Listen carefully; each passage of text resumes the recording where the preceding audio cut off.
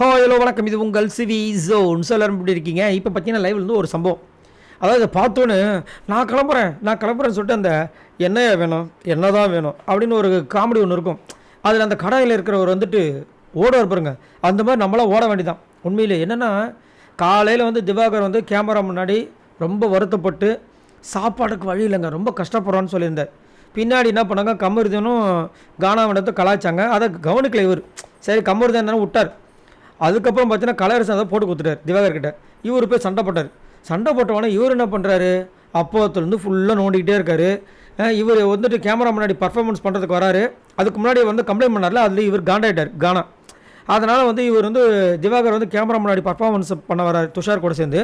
இவர் வந்து கத்துறாரு. அதுக்கப்புறம் நீ பாடினா நான் கலாய்ப்பா அப்படின்றாரு. அதுக்கப்புறம் கேமராவை ஃபுல்லாக மறைச்சிக்கிறார். நீ இப்போ என்ன பர்ஃபார்மன்ஸ் பண்ணுற பார்க்கலான்னு. அப்புறம் துஷார் வந்து அண்ணா போன அந்த பக்கம் அப்படின்னா அப்படியா கேமரா மறைக்கூடாதா, சரி ஓகே இந்த பக்கம் பாடுறேன்னு சொல்லிட்டு கற்று பாரு. அந்த ப்ரமோவில் வந்த விஷயங்கள் தான்.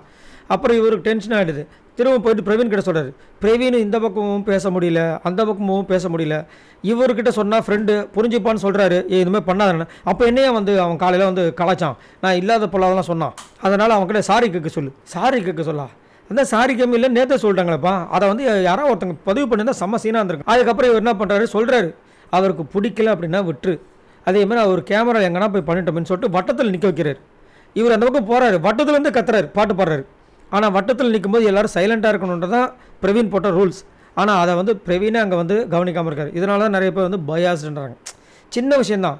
அந்த வட்டத்தில் வரும்போது சைலண்ட்டாக இருக்கணும், எதுவுமே பேசக்கூடாது, நான் சொல்கிற வரைக்கும் எதுவுமே பண்ணக்கூடாது சொல்லியிருந்தாங்க. ஆனால் அவர் அங்கேருந்து கத்தி பாட்டு பாடிட்டு அங்கேயே எல்லாத்தையும் செய்கிறாரு, கலாய்க்கிறாரு. அதுக்கப்புறம் இவர் நம்ம திவாகரும் வராரு. திவாகரும் விடுற மாதிரி இல்லை. சரி அவர் தான் இது பண்ணுறாரு சொல்லிட்டு இவர் தனியாக போகலாம் பார்த்தா திரும்ப ஏன்னா அந்த கேரக்டர் அந்த மாதிரி தான். இப்போது நம்ம எல்லாருமே மெச்சூரிட்டி, கானா வினோத் மற்றவங்களாம் மெச்சூரிட்டான ஆளுங்க, அவங்களாம் தெளிவான ஆளுங்க. இவர் தெளிவில்லாத ஆள். சொன்னதே திரும்ப 100 வேர்டு சொல்லுவார். அதனால் என்ன ஆகுனா ரெஜிஸ்டர் ஆகிட்டே இருக்கும். கானாவனத்துக்கும் அது பேர் டேமேஜ் ஆகும். ஸோ அதை விட்டு போகணும்.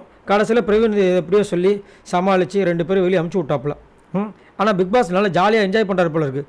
ஒரு இடத்துல வந்துட்டு மைக்கை கட்டிட்டு அவர் பேசிட்டு இருக்கும்போது, திவாகர் உங்கள் மைக்கை மாட்டுக்கிட்டார், நீங்கள் பேசுறது கேட்கணும் எங்களுக்கு, ஏன்னா எங்களுக்கு கொஞ்சம் என்டர்டெயின்மெண்ட்டாக இருக்குது அப்படின்னு அவங்களுக்கு.